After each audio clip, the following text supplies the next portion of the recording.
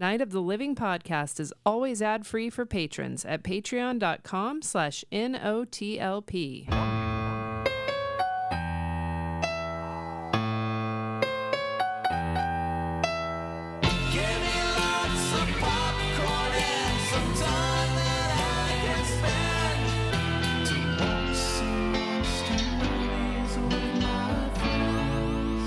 Hey everybody, welcome back to Night of the Living podcast, where we talk about horror, sci-fi, and fantasy films. I'm Freddy. There is Amy. That's me. And Andy. Hello. And we are excited to talk about Morgues, Mortuaries, and Crypts this month. We were until we watched Mortuary, but more on that later. Mortuary did put a blemish on the experience, and now I've seen it 3 times. That's 3 times too many. It is 3 times too many. Life, it's tough sometimes. You get beaten up. You get unexpected things happen to you. That's all stays stand. Yeah, so we were supposed to record this last week and be with you last week, but instead our power went out because we had some storms here in the Midwest, and we weren't able to record, and everything just kind of got in the way. So here we are. I had to rewatch fucking Mortuary. But anyway, the things I do for you people. Interesting. What did you forget the first time you watched all of it?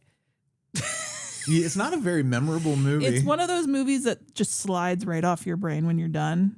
My notes literally have a little thing to hold my hand in them this time because, my memory's bad anyway, but this movie is one of those movies that without a net, I would get completely mired up in the mess of it. Because it's so bland. But more on that later. More on that later. Yeah. Yes. It'll probably be a good conversation, though. Yeah.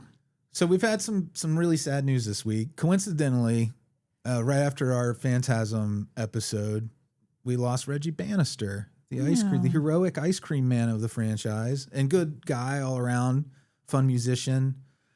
He passed away on the 9th of August. So rest in peace to Reggie Bannister. When you mentioned Ice Cream Man, I was like, eee. Referring to the movie Ice Cream Man and all of its several Man. Controversies. It did not do well, folks. No.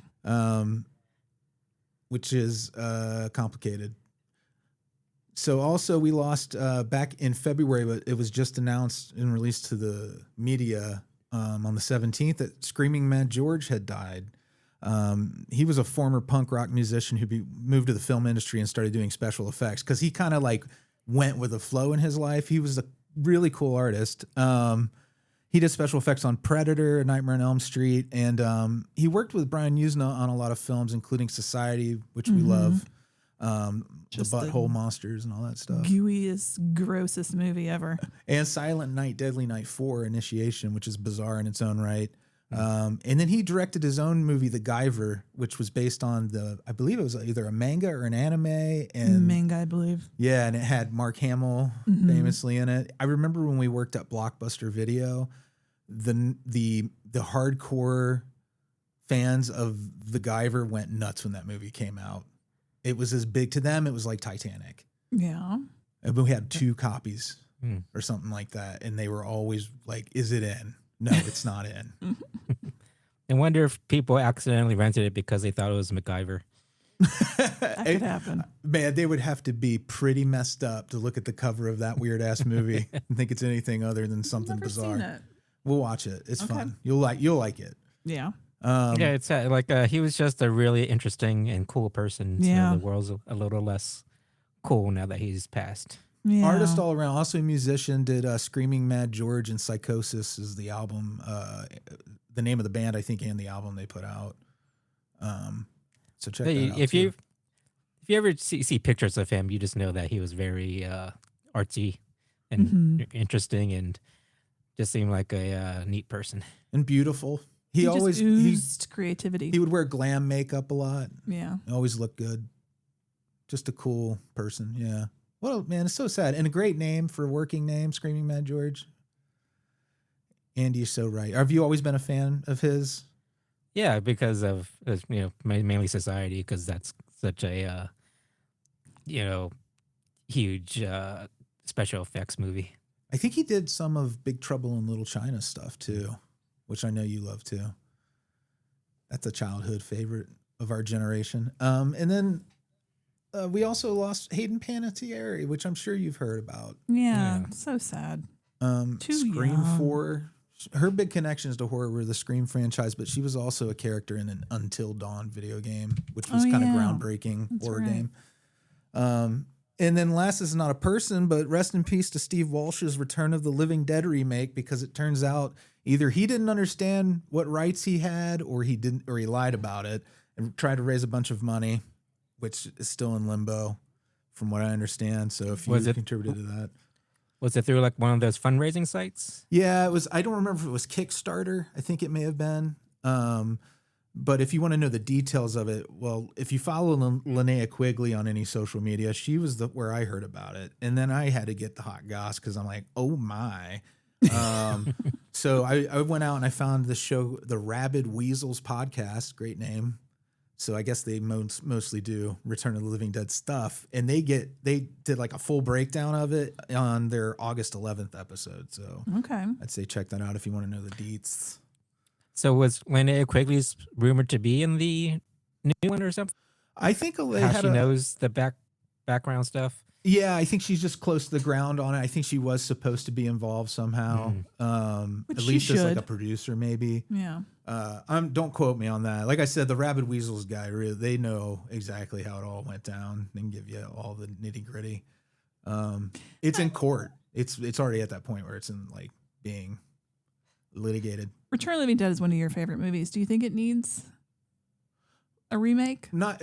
My hopes for this was the way this was sold to me, and I did not invest in it, but the way the project was sold to me was it's not a remake, but a sequel to the first movie about another outbreak, and it takes place in winter in like a small town where it was going to be like the snow blanketed setting. And I love the idea of having those creatures and characters in like in a snowed out setting. I think would be really cool. So I hope that at least the premise is like a fun refresh for it. I think running zombies on ice. Well, how do they cope with slippery roads? They're just gonna fall down, right? It's zombies on ice skates. Yeah. Oh, somebody's probably done that already. Like I bet you, like one of the on ice shows somewhere in the country, some hardcore zombie guy was like, "We got to do zombies on ice." It doesn't sound that absurd, does it? Disney on ice, zombies on ice, Yeah. same diff. I guarantee you, it's happened. You're weird. Well, as a figure skating fan, I'm on for that. Yeah, it'd be a fun spectacle. I would love to see a zombie doing a triple axel. That would be killer. And like you could have one where their head pops off or something. You could have like one that has a fake. Yeah. I'm not saying you should slice You're anyone's producing head the off. show. Yeah. So Patreon, thank you patrons. We love you. Patreon.com/NOTLP. Most recently, we had Horror Hound Weekend, and then also the Made We for had an TV. Origins that was at Horror Hound Weekend, so that's out there. Then we just did a Topicana, where we talked about all the topics. Horsecock Edition. And then there's ad-free versions of this show. And then Zoned Out there as well. Showdown with Rance McGrew, if you like the Western episodes. It's a pretty fun one. Also reminds me a little bit of the Tarantino Once Upon a Time in Hollywood, those moments where DiCaprio's on the set of that Western show. If you're a fan of that movie, it's got a nice vibe. Showdown with Rance McGrew, I mean. The episode of The Twilight Zone we talked about. Can't remember. Did I see Once Upon a Time in Hollywood? You did. Oh, I did? Not too terribly long ago. Oh, okay. I'll refresh your memory at the end of the show. You liked it. Oh, I did. Yeah. Oh, that's good. Yeah. You should we need to get Amy a Letterboxd account, or at least have her write down the movies she's seen. I should. How do you keep track of what you've seen? Just through I don't. the app? If it tells you you've seen it? I don't care. Even if I have, it does show me I've seen it. If Doesn't I want to watch matter, something, right? I'll watch it. Oh, the freedom of that. That's what TV should be. Is that freedom. I kind of like just watching random stuff. You know me. Yeah, you do. Freddie likes... Plex has a shuffle feature, and Freddie likes to just shuffle horror movies, which makes me insane because I need control of what I'm watching. It's so good. It's nuts. So from our Patreon, we had a post, And we love it when you guys post. Just so you know, I think some patrons don't realize that they can go in and comment and interact on these posts on Patreon. Sure. So if you're listening there. But we had this from Carolyn, a.k.a. the Goth Chick. I'm really curious with the recent announcement of a Phantasm TV series in early development. Who would you all want to see cast as the tall man present day? This was difficult. A tall man, for one. Well, they can use forced perspective to make him seem taller. Fine, Tom Everybody, Cruise. Yeah, he can stand. This actor can stand on some soapboxes, and everybody can just wear flats. They have to be kind of scary. Yeah, why can't I think of anybody that would like? I thought of Ian McKellen, honestly, at one point, but he's way too old. So it's not like if you're looking for a realistic suggestion of like a contemporary actor, man, who are the creepy Jacob tall guys? Elordi. Jacob Elordi. That's because he's not in everything already. Right. But he's a tall guy. That's all I got. He's too young to be to run a funeral home. Timothy Chalamet. Because he does everything else. I could not come up with a good candidate. I thought about this a lot. Like physically, I think John Malkovich kind of has a creepy tall man vibe. Is he too old? Or are we going to fantasy say like we get him at the age we want him? I don't think John Malkovich is too old for something like that. He could be creepy as hell. Yeah. And you could make him tall in some weird ass ways that would probably enhance the creepiness. Like he doesn't just have to look like the tall man we know. He could just be like a frickin' cartoon string bean or something. We could gender bend this and have what's her nuts from Game of Thrones? Gwendolyn Christie. Oh yeah. Oh, that. You know what's ironic about that is her character in Star Wars is based on Phantasm, the look and everything. Phasma, Captain Phasma. Nerd alert, y'all. Why does it have to be a tall man? Can't it just be man? Just a man. Just a man that looks scary. the average man. Man, who is the most intimidating presence in movies right now or TV? Who's that guy that was in? Speaking of Game of Thrones, who's the evil family? The Targaryens? No, the Lannisters. Lannisters. The Lannisters. Yeah. The father on that one. Oh yeah. What's that? Charles Dance? Cersei's. Yeah, Charles Dance. Yeah. Oh yes, Andy. That's a good idea. That's a good one. Oh man. Oh, Javier Bardem. Case closed. Done and done. For me, that's my suggestion. Javier Bardem. He can even wear his creepy No Country for Old Men hairstyle. The tall man did have kind of longish hair, right? Yeah, he had the same haircut basically. Yeah, he had a little bob. That's why it's meant to be Javier Bardem, but by way of all the weird stuff that Andy suggested as well. Javier Bardem together. Butt. Mm-hmm. He doesn't seem that tall though. No, he would need some enhancements maybe. I have no idea. He may be tall. Just put him in some platforms. Yeah, that's all you need. They did that with Angus Scrimm. He had big heels on. Nice Cuban but heel. Yeah. Like the clear strip of heels. Let's put him in those. Yes. Perfect. Not disconcerting at all. Oh man. Anything else you guys have for the top? No, sir. I think I'm good. All right. I guess we're going to get into this boring ass piece of. Turn out lights. It's the main attraction.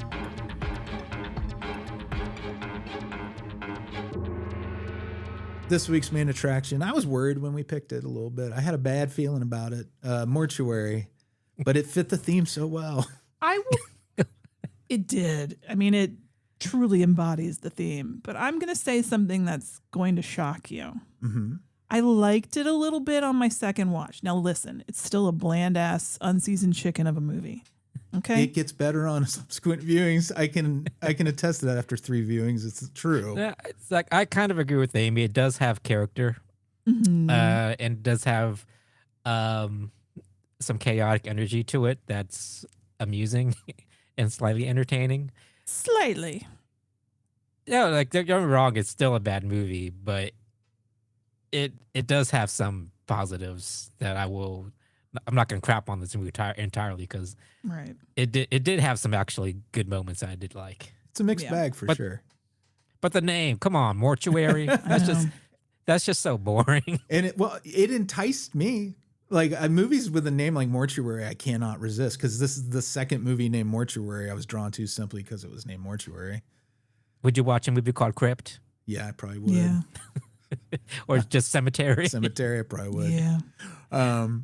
So it's premiered at the New York City Horror Film Festival, October 21st, 2005. I don't know if that's still Man, the going on. 2000s was bad for so many things. It was a dull time. A limited theatrical release in January. So if you were one of those lucky few.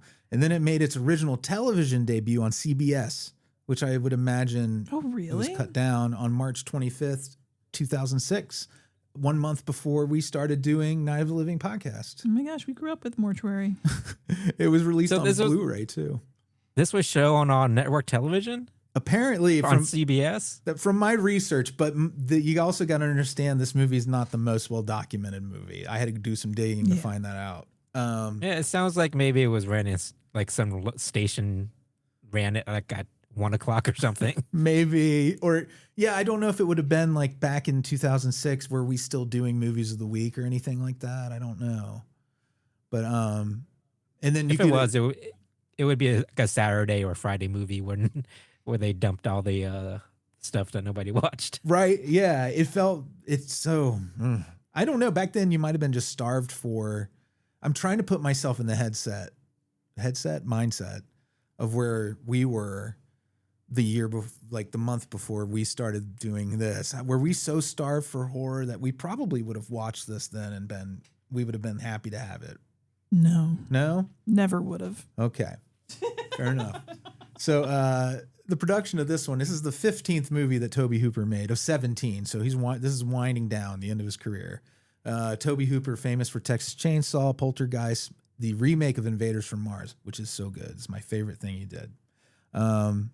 But during the mid-'80s, he also directed several television projects, including episodes of Amazing Stories, Freddy's Nightmares, so you kind of see where his style is going, and Tales from the Crypt. He did the episode Dead Weight, the one with Whoopi Goldberg in it. And then he stayed in television for the end of his career. But this movie is like, anyways, we'll get into it. Written by Jace Anderson and Adam Girish. I don't know if I pronounced it It right. had 2 writers? 2 writers. Whoa. Yeah. And I tried to find if they had like maybe an interesting backstory. I couldn't find anything too interesting about those. One guy to folks. write it, and then the other guy to erase anything interesting. Yeah. Make this in blue. We need more blue gels. Speaking of how it's shot, that's the director of photography, Jason Pressant.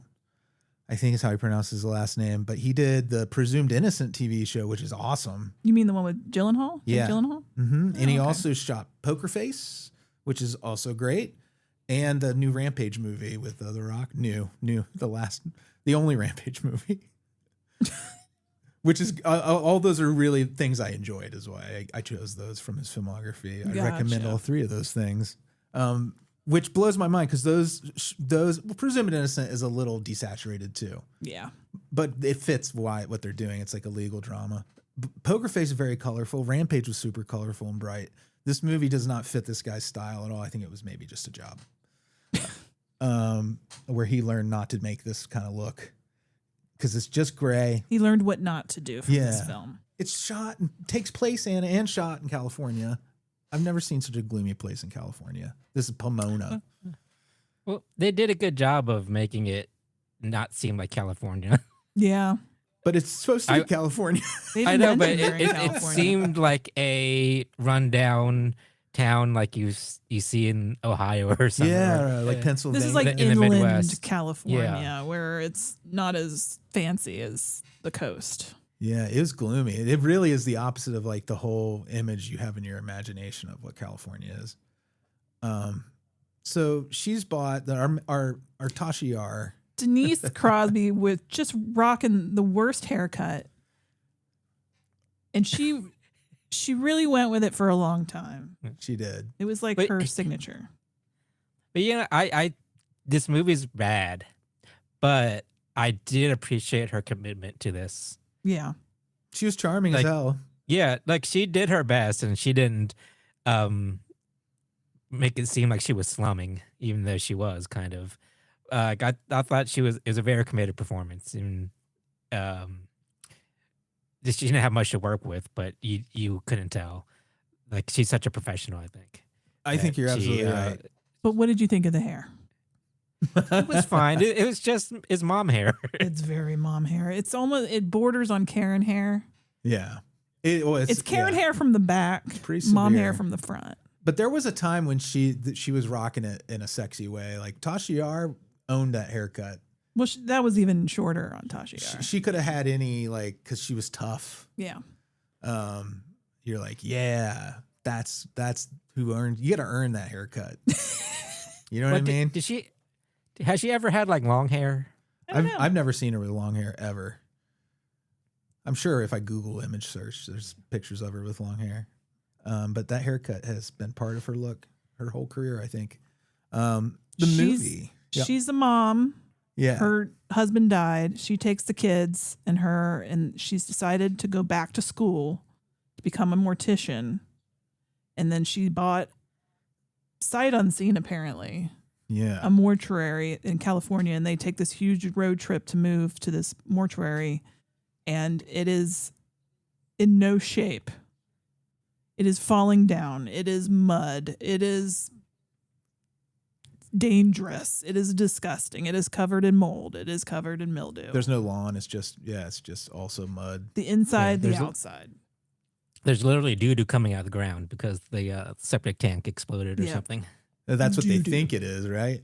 You get the opening of this with a quote from The Call of Cthulhu, which this has a definite, it has a Lovecrafty vibe. It's kind of like the color out of space kind of thing happening in it.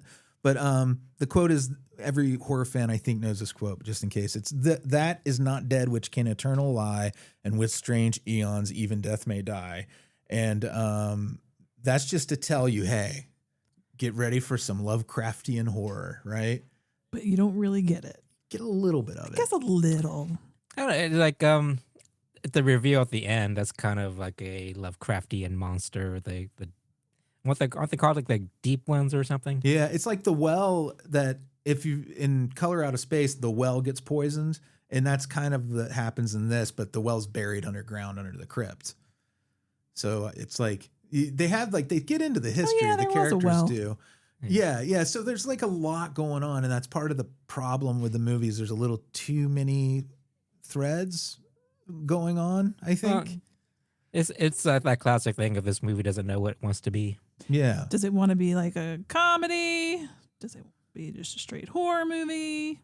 I think it could have been a really great horror comedy if they leaned into the comedy a little more. And the faults of this movie are all in the editing and directing, I think, and the cinematography. So everything technical and the script and the script. Let's be real. Well, yeah, I think the editor had a responsibility to be like, this script has become and whoever cast that unclear. Little girl. So yeah, the little girl was obnoxious. Was she obnoxious to me? I thought she was okay. She never did anything. Precocious. No, she. It's not like she was given a lot to work with, but I'd hate to crap on a child actor. They're grown up now. It was very. It was a very annoying performance. Yeah. So after our Lovecraft quote, we get the scene of the real estate agent Elliot, who you learn later is also a councilman and apparently not well liked by at least the police chief.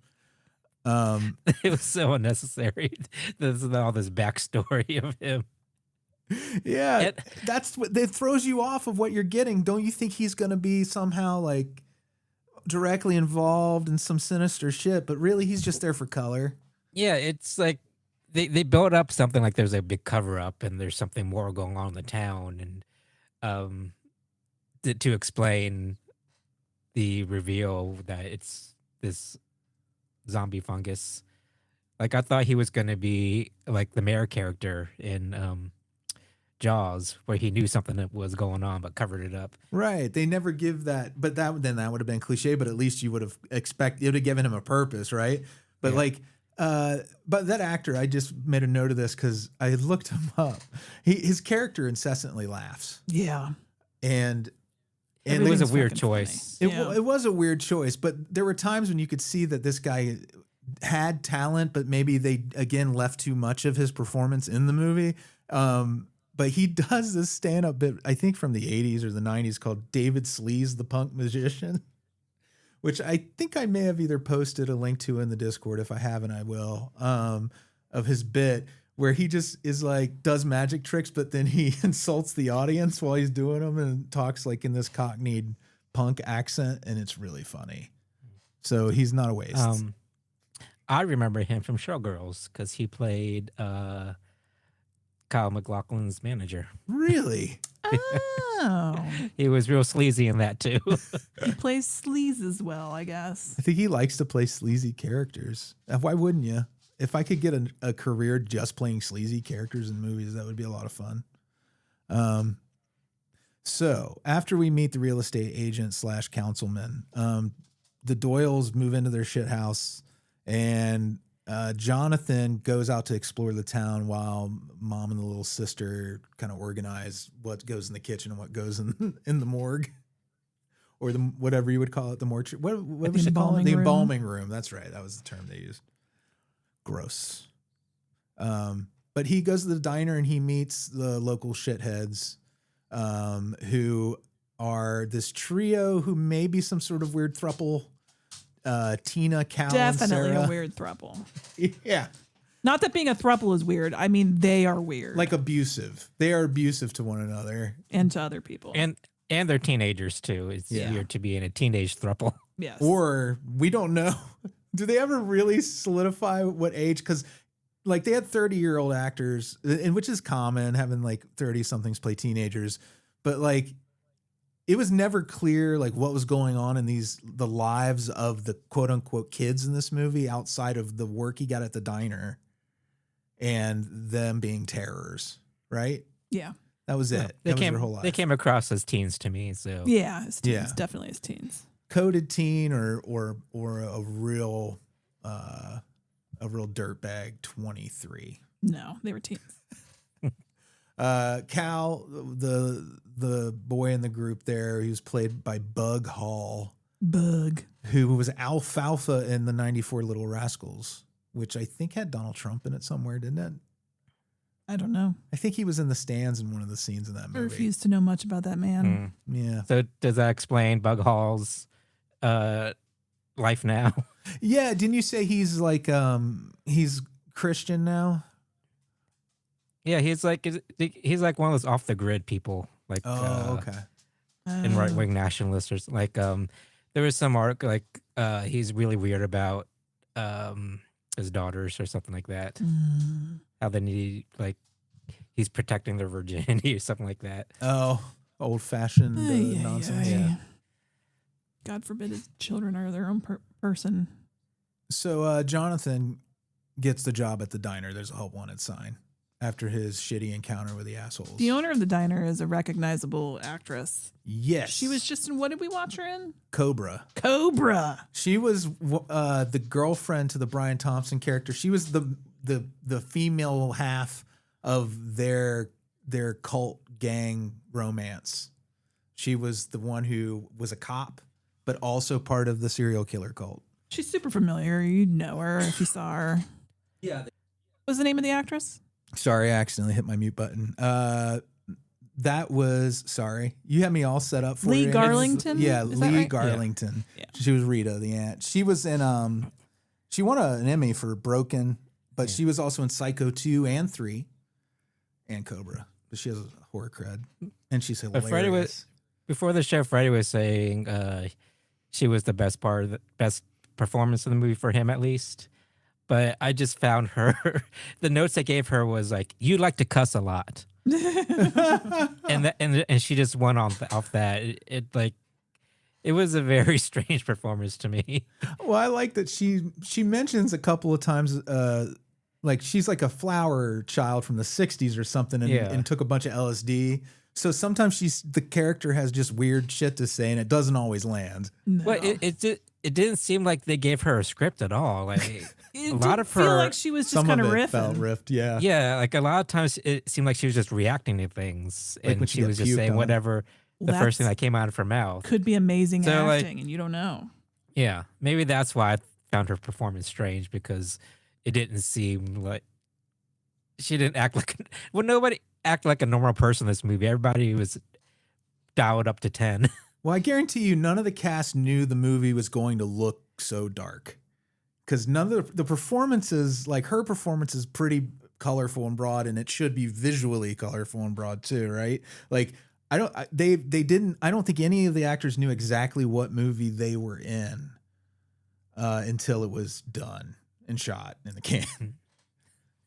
You know, like nobody there. It doesn't feel rehearsed hardly. It feels like they kind of all worked on their lines individually. Yeah, I think the notes that Toby Hooper gave to the actor was like bigger, more, because everybody is chewing the scenery in this movie. I thought that Dan Bird did an okay job. Mm-hmm. He was the best part for me. Cougarton, Cougar Town guy. He was also Mark Petrie in that 2004 Salem's Lot. They do, And he plays the son, basically your main character. And he Him was in The Hills Have Eyes remake. Denise Crosby kind of share the main character status, but Yeah. he's basically your main character. Did you guys know that Denise Crosby is estranged from Bing Crosby? Before he died? She's probably pretty estranged because he's dead. He's dead now, but she never met him. I thought that was interesting. I knew they had didn't have like a connection, like in her life, but I didn't know she had never actually met him at all until I was reading about her for this. Her characters always have a fucking. When we get to the end, we'll get to the end of it. Also, Denise Crosby's characters are always just given a fucking raw deal. Yeah. Always. I can't think of one that didn't turn out like a raw deal. She's like the Sean Bean of horror movies and sci-fi. What happened to her in Star Trek? She got killed by a black blob. Big black inky blob thing ate her. Yeah. Oh, kind of like this movie. Yeah. Kind of. Yeah. So she got, she fell into the same freaking fate twice, almost exactly. So she's always a red shirt. Is that a Star Trek? That's a Star Trek term, right? It is, Andy. You're doing so good. So she always dies. Yeah. Yeah. And as an actor, she does for sure. So after as part of the job, he meets Liz, who's the server. Jonathan does, Cougarton. And he meets Liz, who's the 30-year-old playing, I think, again, a teenager. She really rubbed me the wrong way. Oh, really? I didn't know. I didn't think she came seemed that old. No, she literally was 30 years old, I think. Yeah, no. Yeah. Okay, yeah. Yeah, I'm just saying, yeah.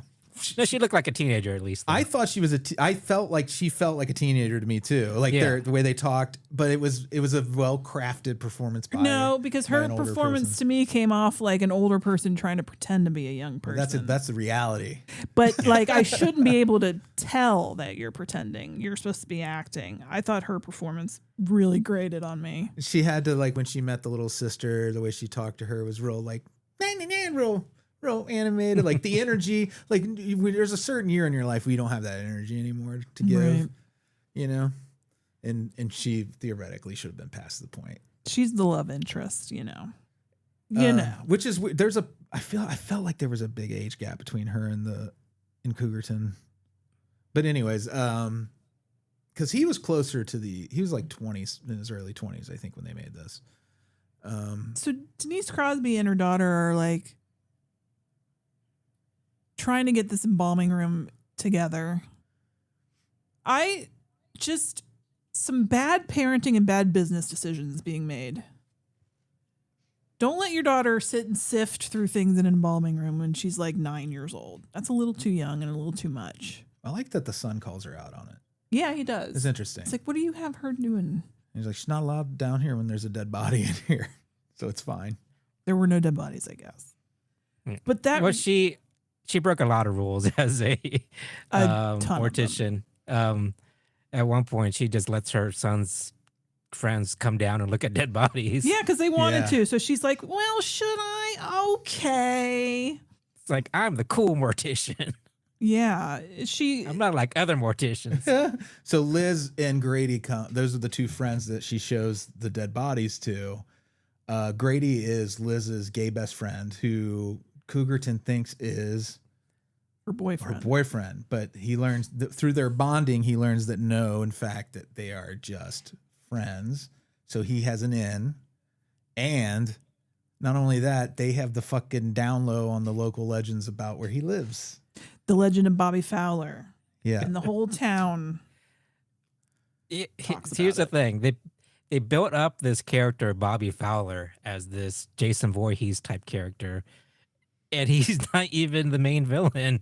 No. And we're not even introduced to him until we see a glimpse of him at one point. Right. Snatch somebody up, but we actually see him have a big part until the third act, and they tried to inject this big backstory with him, where he's maybe like Sloth from the Goonies or something. Yeah. Well, she says Liz tells the story on her aunt. Her aunt is having a moment, right? She's they hang out on her porch whenever the aunt is either having like an acid flashback or whatever is happening with the aunt, who we talked about, Lee Garlington.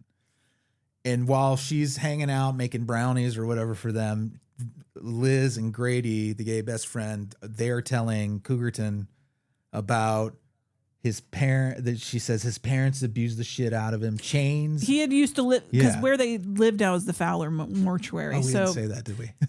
Bobby Fowler is part of this family who was a big deal in the town. No And relation to Lewis Fowler. None that we're aware of. I'm just kidding. So yeah, she So, tells the legend of Bobby Fowler. Now, what was it? He had been locked up in.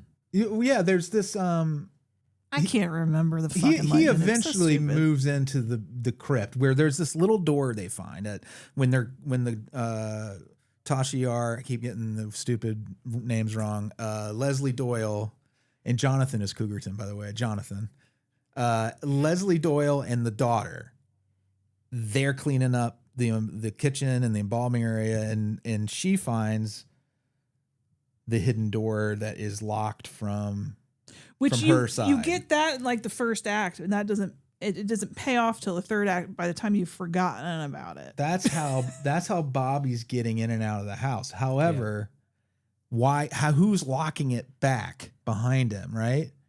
If he's just by himself down there, and this is how he gets into her closet and yada yada yada. You're right. Who does lock it? Or had they unlocked it already? Oh, she had unlocked it in the first act because she found it and then got distracted. That's what happened. Oh. So I guess he could never get into the house until now. So she had unlocked it, and then the kids show up or something, and she leaves it unlocked, but never comes back to investigate it again. And then you would think that's the movie, right? You would think there's a guy living in the cemetery below there's a the cemetery crypt. around the mortuary. Yeah, they have a building. small cemetery, and sneaking into the house. Yeah. And I don't know how this guy is sneaking around this house. He's a big dude, and Yeah. he doesn't have very good motor function, so he's just clomping around at night. And it's a very nobody creaky notices. old house, so you're gonna hear him. So you only get a couple of nights of that though, right? Where the little girl's saying she saw someone in the house. It just or comes whatever. up once. Yeah, and then they kind of, but you could have made your whole movie about like the guy living in the graveyard, but this is where it gets really messy, right? They add in this mold stuff where, okay, Or is it a fungus, like Andy said? Or a fungus. It's something. it's something like this ropey black stuff, and she's getting her very first job, the two dead bodies, the ones she's showing to the kids. How did she manage to get this business? This house is falling down around her. The embalming room is covered in mold and mildew. How is she getting business at this mortuary? I think the idea was she was the only game in town. Well, Jesus Christ. So she gets the local piano teacher, who that's the reveal when they're like, oh, you want to see a dead body? Of course it's Liz's piano teacher. How was she supposed to know? She even says it herself. Worst Right. case scenario. Right. Somebody you knew.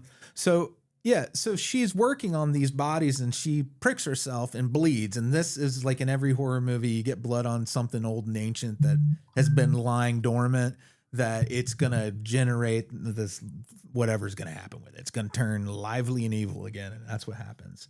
Well, is this the scene where she's trying to embalm that body and she turns into I Love Lucy? Yes. Yeah, you get and it's paired with the sheriff who we've Blood, glossed over. formaldehyde everywhere, and the sheriff's ringing the doorbell incessantly. The sheriff's weird too. She's trying to embalm this body, but her machine's breaking, and she's not very good at it, and things are just squirting in her face and falling around, and are they going for a comedy bit for that during this moment? Tobe Hooper wanted to make a comedy with his first movie, and it turned into Texas Chainsaw Massacre. That should tell you his comedy chops. But like in this, that was totally, you nailed it with the I Love Lucy thing. But they intercut it with Jonathan upstairs smoking weed, so he can't go answer the door. It's a comedy of unavailable to answer the door type errors while the sheriff's outside. It's very sitcom-y. Yeah. Oh, very. And it's terrible because they don't have them moving through the whole house. Her chaos is happening downstairs, and it's contained in, some chaotic shots. But the upstairs is just, they shake the camera around, do some cuts to imply more chaos. Instead of just letting the actors say, oh, we're freaking out, they had to try to zhuzh it up. It's terrible. The whole sequence is maybe the worst one in the movie. And then the sheriff we had met earlier, he's all hung up about keeping kids out of the graveyard so they don't make babies. Graveyard babies is what Graveyard he says. babies, yeah. I thought that was kind of amusing. The graveyard babies. Yeah. He's real concerned. Conversation. That was cool. Yeah. And the way it pays off later is kind of funny too. Yeah. They made him to seem like this very uptight, hard ass cop. But again, it was more comic than anything, and it didn't land. He was playing, I think, like a real socially awkward character, so he was inserting a lot of long pauses and weird cadences. Almost stuttering a little bit. Yeah, but not totally stuttering. Not totally. It was like it reminded me of Officer Doofy from Scary Movie. A little bit, yeah. You could have taken his dialogue and fed it right through Officer Goofy, and it would have been the same performance, right? Doofy, basically. Did I say Goofy? Mm-hmm. I'm getting old. You are Goofy. So at this point, poor Leslie, I'm getting their names right now, was Denise Crosby. Denise Crosby's character has got the ropey black stuff has worked its way into her. And now she's possessed, and it's only going to get worse. So that night she invites the kids in for dinner, and she's made the world's worst soup for them. It's just the goo. Yeah. It's so gross looking.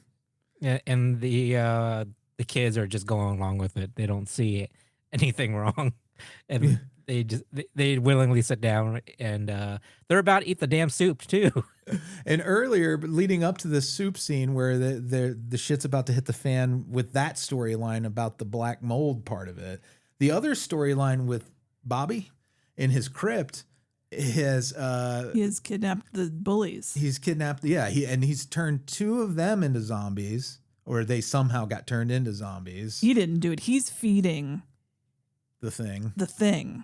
He's feeding the well, which is where the thing comes from. Yeah. What is the thing? I don't know. It's this black fungus, ropey mold. So it's like the two ideas now come together into what he was going for, I guess, with this movie. Tobe Hooper. So why is the mold turning people into zombies at all? It's just what it does. It's maybe like it lives through basic them? Lovecraft explaining. But the monster feeds on people. Is he trying to make them minions to get more people to feed to the well? It's very confusing, isn't it? It's a mess. I it was left with doesn't tons of matter questions. to the movie, so it shouldn't matter to us, but it does because it's a plot hole. Yeah. Well, I mean, if Bobby is getting victims for the well, why didn't he just toss the teens in the well in the first place? Yeah, he may have. He may. That might be. The sheriff. They may have gone in there and come out the way they were too. I don't know. Like, maybe it's like a you don't get to virus, see it, and for it those two. needs to replicate and replicate itself. You guys are devoting a lot of thought to Yeah, this. you're right. They didn't. They sure didn't when they wrote it. Again, flashback to the first act when they first move in, they find an ice cream churn and shit tons of salt to make ice cream. Yep. So now you know why there's salt everywhere. You're set. It's Chekhov's salt. Yeah. But they just made such a big deal of like, oh, look at all this salt here. So so that you won't question it later. She finds the ice cream churn in the embalming room, and she's Yeah. like, "We'll make some ice cream later." Bitch, ew.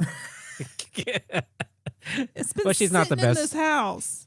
She's not the best mom in the first place, so of course she's gonna make ice Yeah. cream out of mortuary ice cream makers. She's Yeah. been through a lot. She's a widow as well. We never mentioned that. I did mention that You at the did mention that beginning. she was a widow? Okay, I missed it, and I apologize. That's all right.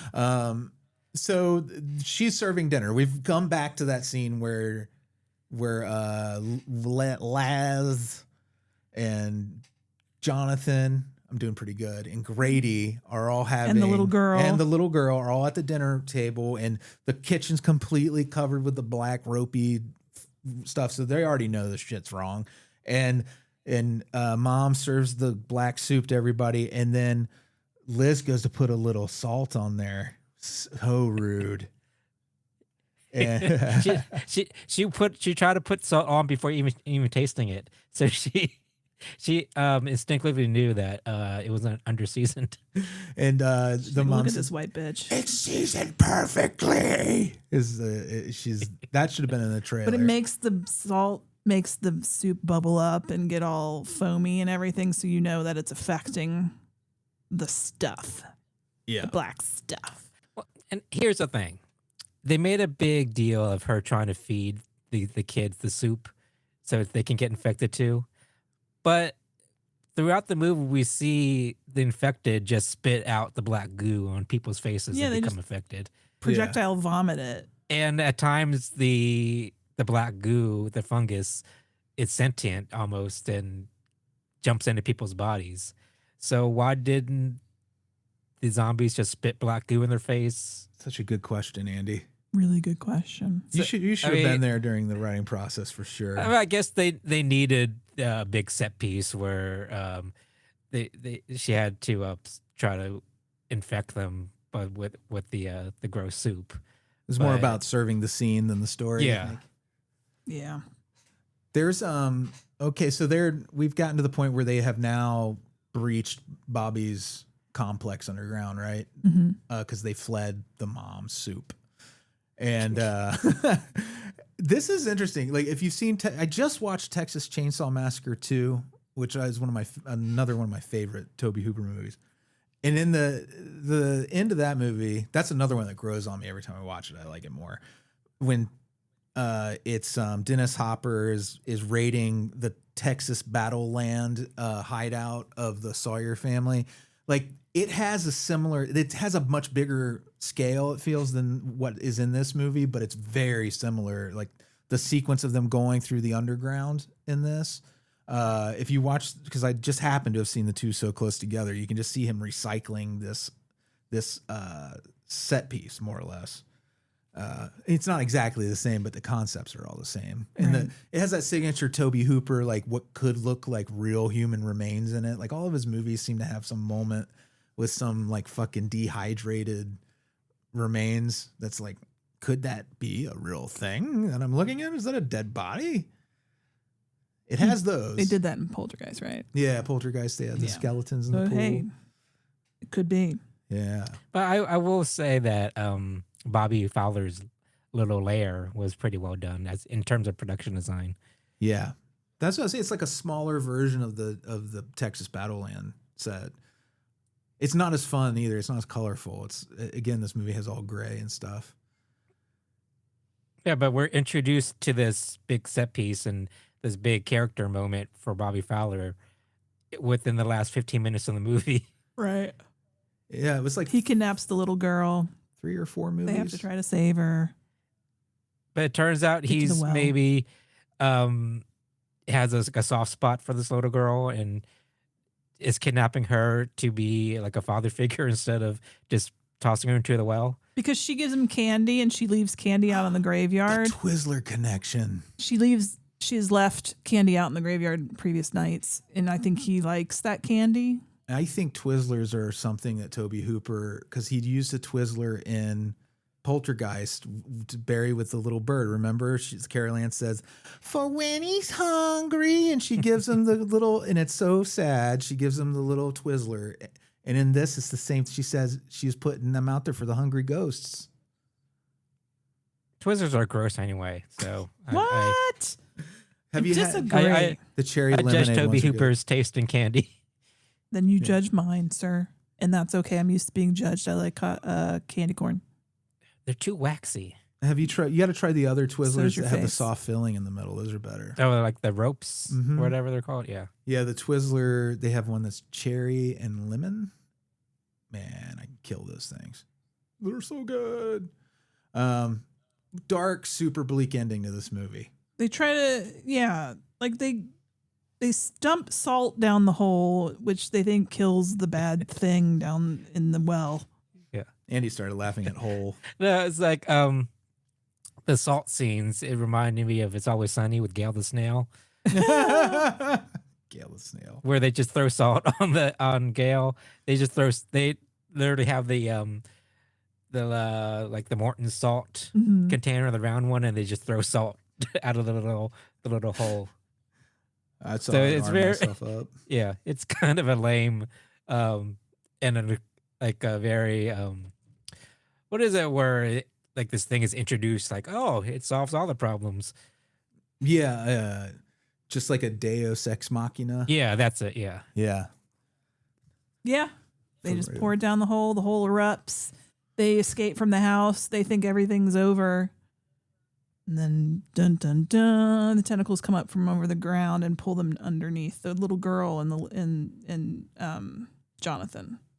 Yeah. No, Denise Crosby comes back and gets the little girl. Oh, that's right. That's right. Yeah.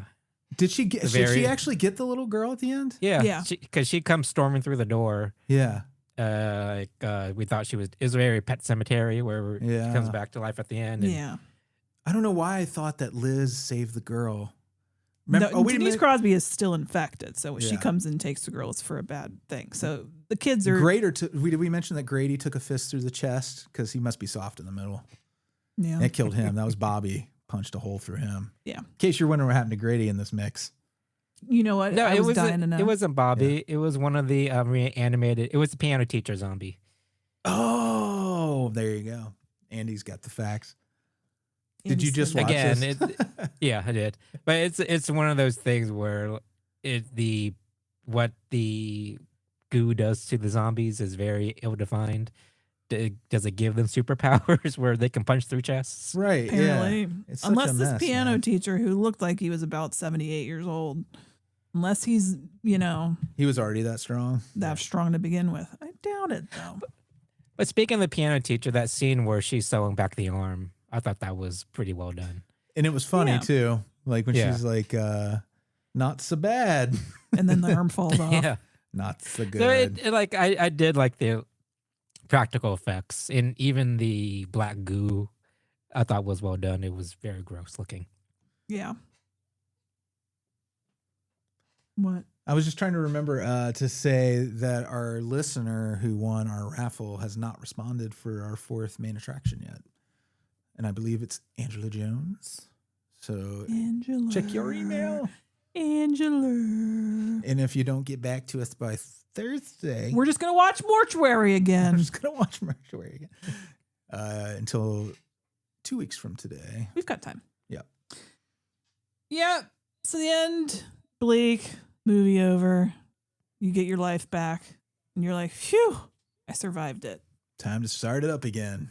Yeah, and then it goes out on some early 2000s new metal. Oh, I'm like, This is no. so bad. It was rough. Super rough. Yeah, the 2000s, man. What a tacky time. For real. Just all around. Mm-hmm. Mortuary. I have a hard time with that. Less chewery. More Right? like it. Right? This is his worst movie, I think. Toby Hooper's worst movie. Yeah. Have you seen all of his movies then? I think I've seen I think I have actually seen every movie Just he's made think now. it. You don't have I don't have to it up. look, but I do have a list somewhere. I'm But of probably, the I ones gotta you- be missing one or two because he made Yeah. 17. So I'm sure there's some I've missed. But of the ones you've seen, this is the worst. This by is the far, worst. right? Yeah, of all the ones I've seen. Yeah, I would agree. Yeah. Toolbox Murders is also not great. It's down there with this one. It's better than this though. This movie has too many stories going on at once, and they don't connect in any satisfying way. It's just not a well constructed movie. Next week's is. Good. Next week's is a real good one. What are we doing next week? The Autopsy of Jane Doe, Oh yes, that's a great movie. which I don't know that we've ever featured it as a main attraction. We may have talked about it in Roulette when it came out or something. Yeah. Even if we did, it's been so long that We can redo it.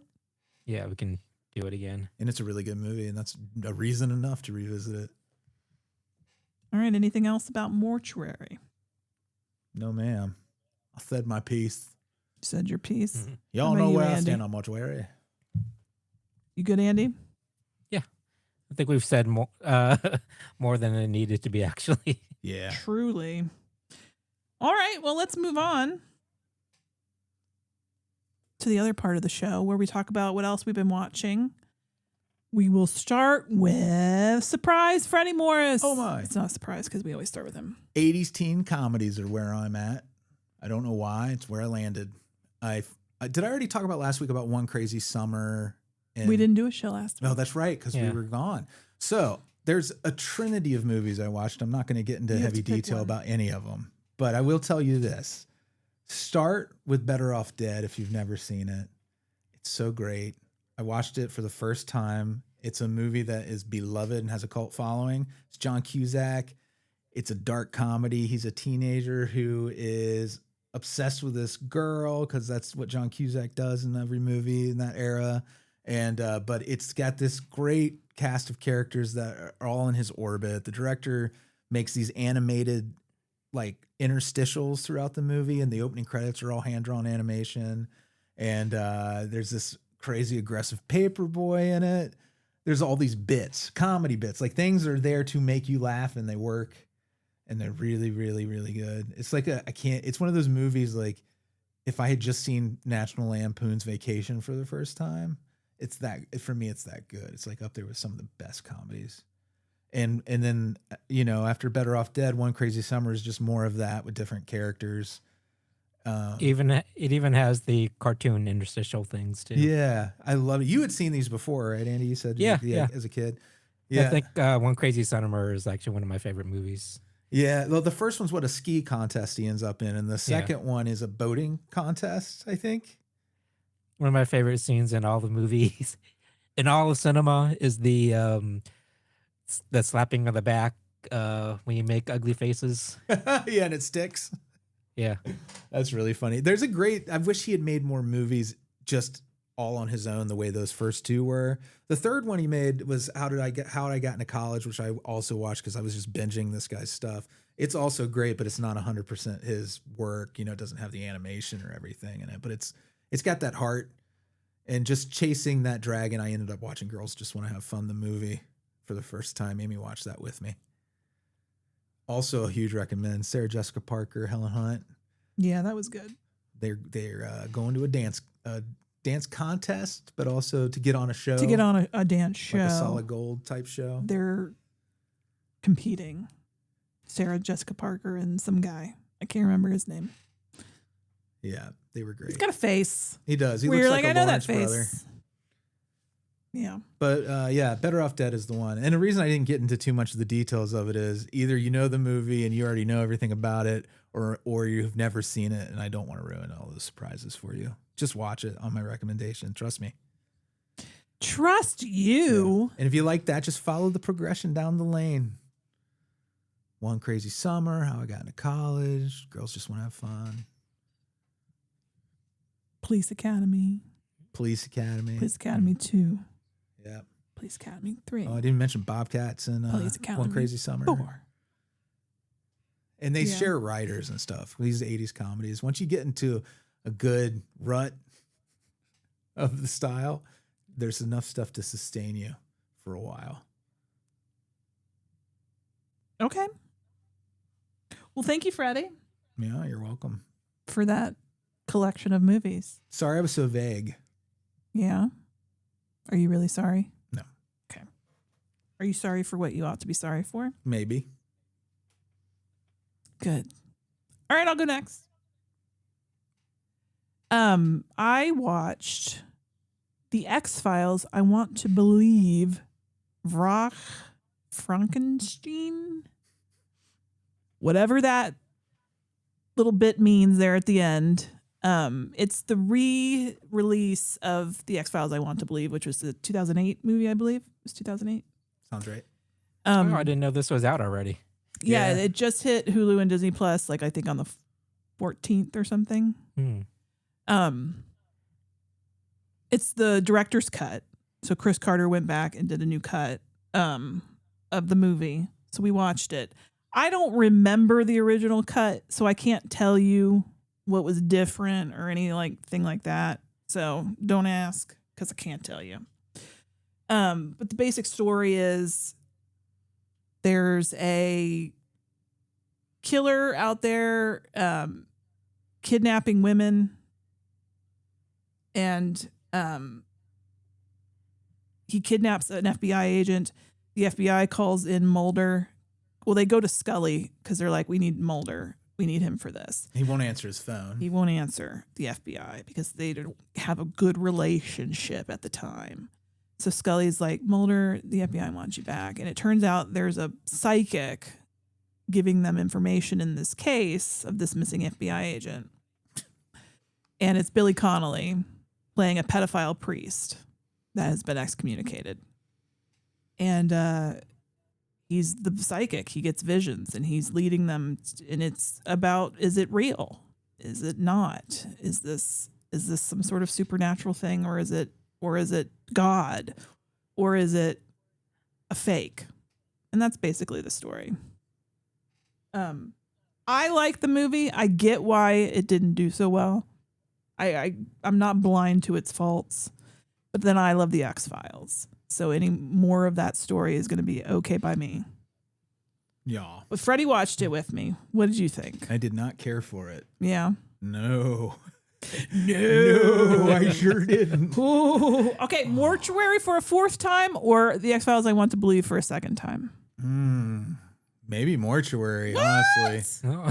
I Wow, mean, that's a pretty bad indictment of Damn. Chris Carter. It's just not. I don't think I liked it when it came out. No, you originally. didn't. I remember. I don't remember liking the first X-Files movie too terribly much. I thought it was okay. Fight the Future, I loved it. Yeah, maybe I might like that one more now. But man, X-Files for me was either great or terrible. It just swung back and forth constantly. Yeah.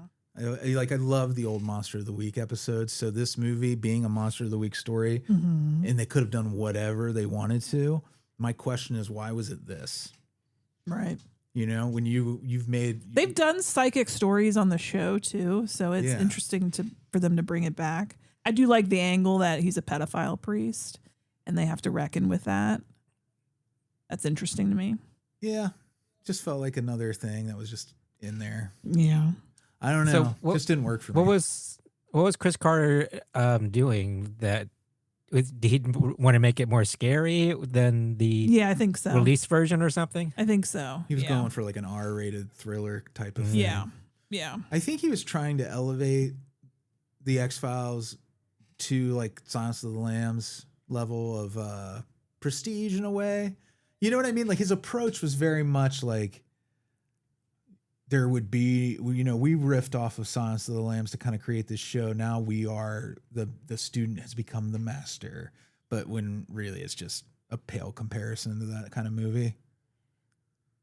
I mean, there's some violence in it, but it's really nothing too terribly shocking. No. And they got Mulder in this fake beard in the beginning, and it's really obvious that it's fake. It's terrible. It's pretty funny. like a Party City type beard. It's the they beard. just glued little pubes onto his face. It's the I don't do that job anymore beard that every guy in the movie has when they have to go. We had to bring him back in. Yeah, they got Yep. to bring him back in. Exactly. I just waited for him to pull the hooks off his ears, She's like, "Oh man, that would have been awesome if he just took it and put it in the trash." One thing I do roll my eyes at is and this is just me, is the story of Scully and her faith. That shit just always grated on me. It's like, can we not? It was also weirdly But then I am an written. anti-religion person, so Her dialogue about it was always weird. yeah. Like it felt, And it was Chris Carter wrote and directed this. He was always the one that made her sound the weirdest. yeah, he makes her sound like she has thought this through and written a soliloquy out about it already. She's just that eloquent. Yeah, and you're like, oh, it's just too much. Yeah. And none of the dialogue felt like organic or. Yeah. I had a lot of problems with it. Honestly. That's okay. You're allowed. I get it. I know it's excited not for perfect. it too. I was actually like pretty excited just to see some new X-Files stuff. Yeah. Well, we have But the you Ryan said- Coogler thing to look forward to. Yeah. Yeah. But you said he made it more horror and scary. Did this movie succeed on any of those points? It wasn't scary. It really wasn't scary. No, I mean it was more violent than you're maybe accustomed to. There's like Yeah. decapitations in it, but you don't see Yeah. them happen. Right? Those Right. were off screen. Right. So is this his Exorcist 3? Is that what he's trying to go for? Oh, I don't know. Like somebody's lost their faith and No, Scully hasn't lost her faith. She still has her faith intact. Her faith is still intact. It's just about could God be talking to this man oh, okay. despite Him not deserving it. him not deserving to be spoken to by God because he's been excommunicated and Like you could has have made done it like bad a things. really heavy, like, man, they could have done a lot with that they left on the table. and I love Billy Connolly. He's great. Yeah, he's a great actor, and Yeah. like they could have done so He died, much right? with him. Yes, I think so. Yeah, Um, maybe. But yeah, that they left a lot of opportunities because they had to serve the other storylines they were doing that were more traditional X-Files bits. That they could. No, he's still alive. He is still alive. Oh shit! Sorry, Billy Connolly. Whoops. Whoopsie. Oh, good for you, Billy Connolly. Yeah, it's good Glad for you you're for still still being alive. alive. Well, I'm sorry. Sorry, this was a disappointment. I still had fun. That's all that matters. But then, my threshold is low Yeah, when it comes to the X-Files. Yeah. Okay. I like Andy. Mandalorian Grogu. What do I know? But did he pad more minutes to this movie? I do think it is longer. It felt Yes. a little longer. Okay, That's all. that's sad. Okay, my turn. I watched the new movie, The End of Oak Street. Yes. I was just reading a Uh, good review of this. This is definitely a love letter to 80s Steven Spielberg movies. It's basically Poltergeist. I know he's not the director of that, but it's a Steven Spielberg movie. We all know that. It's not Toby Hooper.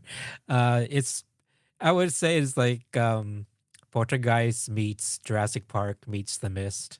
Oh, wow. Okay. I'm into that. I was actually, it does have that 80s Stevens Amblin Entertainment suburbia feel to it, but I was actually surprised at some of the places it went in this movie. It gets really dark sometimes. Really? I was like, damn. So it was interesting to see that contrast of the kind of light, fun Steven Spielberg Amblin thing mixed with some really dark moments, even though it's dinosaurs. They actually make dinosaurs scary in this movie. I was They really eating impressed kids? with what they did.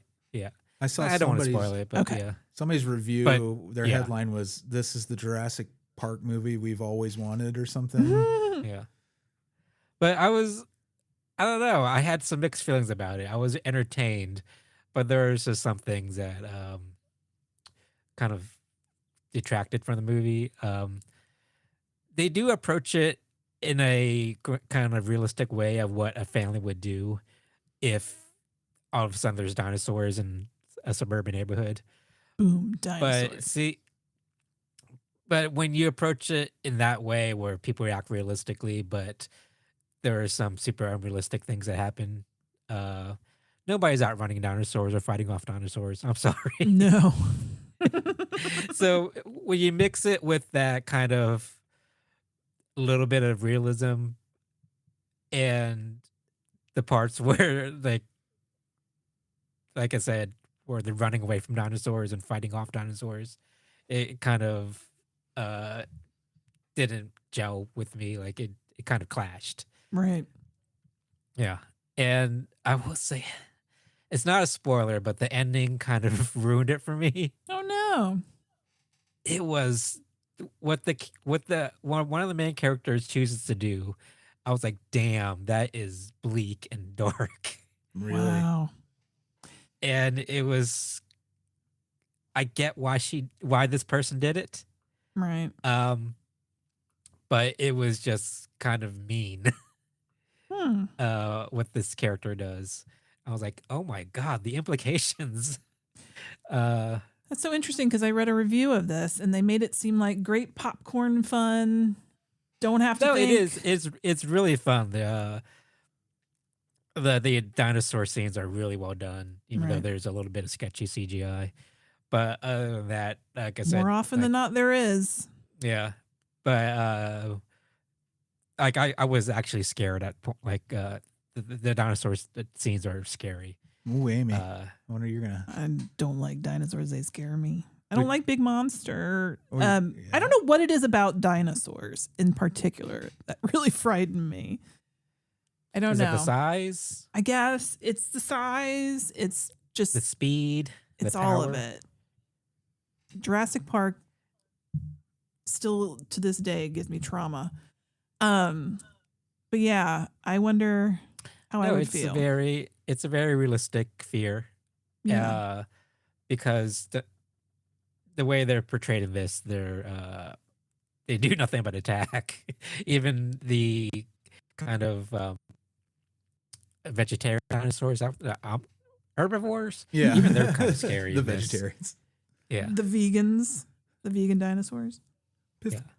Pescatarian. I eat fish.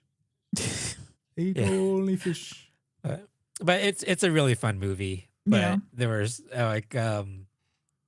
it's not a perfect movie, but it's like a perfect end of summer kind of disposable, bridge between summer and fall. The fall art house movies. Yeah, and fall with scary movies, stuff like that. So it's a good time. But I would say I don't know what Ewan McGregor is doing with his accent in this. Oh, was- yeah. It was pretty bad. Is it regional? I can't even put my finger on what he was doing. Even better. Yeah. And Anne Hathaway, she's really good in this movie, but I do not buy her as a suburban mom. Oh, she didn't play Brontosaurus or anything in it. Big, beautiful, long neck. Just stepping on houses. Yeah. Like she I don't know. She's a great actress, but I don't think she can play a suburban Normal. housewife in the 80s. Yeah. When the dinosaur attacks and stuff like that, and she becomes like an action hero, that's when her performance is really good. But the setup when she's just this regular old mom, I didn't buy her in that role. Right. Too much self-confidence and a sense of well-being for a normal person. Yeah. She's too fancy. Yeah, exactly. She's a little too regal and movie starish to Yeah. play that type of role. But overall, you liked it. Yeah, it was really fun. Okay. Well, thank you, Andy. Be a good Totes drive-in movie. appreciate. What'd you say? It'd be a good one for the drive-in if they're Yeah. running it there. All right. Anything else before we wrap this Oh, shit but up? there is trigger warning. There is some pet violence, Oh no. I guess that makes so sense. so just be careful oh if no. you're bothered by that. It's I- not like brutal or anything like that, but animals do get hurt. Pippet. What'd you say? Pippet. Is it Pippet or Pippin? I don't know. I should know. It's my favorite movie, Jaws, but I always half the Mm-hmm. time I say Pippin and half the time I say Pippet. I always thought it was Probably Pippin. Pippin from like Lord of the Rings. I think it is Pippin. Like the subtitles have a definitive answer for you, but I also like to go either way. I like having the flexibility of going Pippet if I don't feel like saying Pippin. Some days that are Pippet days. Well, it'd be fun if it was Pimpin. Pimpin. Pimpin'! Big pimpin'. Superfly, get your ass back here. Sharks in the water. Our next dog we're naming Superfly. Superfly? Yeah. That'd be a good name for her. Not that my current dogs are ever going to die. 3 syllables, though. Because they're not. Yes. At the end of every show, we say hi to our Beelzebubs. Patreon.com/NOTLP if you want to go there and become one. You get all kinds of exclusive and awesome things, like our access to our Discord server, our weekly meetups, extra content, merchandise, shit like that, brah. Beelzebubs are Matt, Branan, and Emily, Dr. Brian, Old Dirty Bill Stirred, Bill Fahrner, Blayne Yogurt, Jordache Jeans, a.k.a. Joe, of course, Monica, Ernest, Dave, and Shayna, Bobena, Bobena. That's all. Thanks, guys. We did it. All right. Thank you, everybody. Thank you, Andy. Thanks for listening. Thanks, Amy. Bye. Bye.